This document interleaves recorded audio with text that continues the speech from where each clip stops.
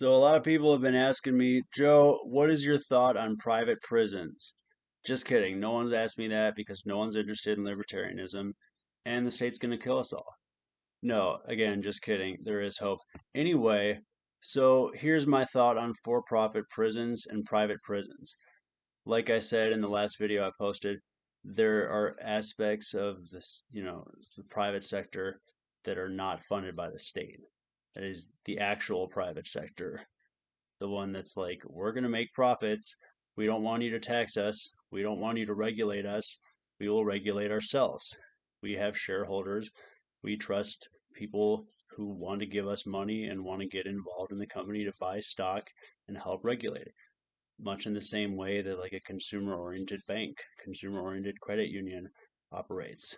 So there are ways to have businesses that are not involved in state legitimized violence and state legitimized theft, which is to say taxation. You know, any taxation that's not taxation of something that actually harms somebody is not legitimate. If you're going to exact fees from people and fines, fees for using government services, and fines for exploiting natural resources or um, exploiting land, damaging land, taking away people's opportunities to live in the same area, um, taking away people's opportunities to work in a certain profession that they want, like getting a favor from the government to have laws that push people out of competition if they want to form a new union or a new business, things like that. If you actually earn your living, you shouldn't be taxed heavily or regulated heavily, even if you are a prison. So here's my idea of how we could limit the things that we're afraid that a for-profit or private prison system could bring us. Here's the thing. We can make it private, but not for profit.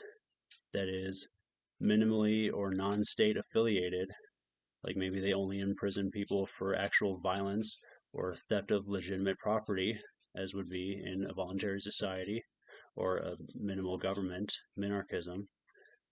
And it would be limited because the thing is about a nonprofit company, it doesn't have to grow. It doesn't have to make more profits every year, which means it doesn't have to incarcerate more people every year. So if you could have a nonprofit prison non that's non-state and private, but not in a sense that obligates it to make profit, because there's a nonprofit part of the private sector. You can look up the third sector, the voluntary sector, the charity sector, things like that.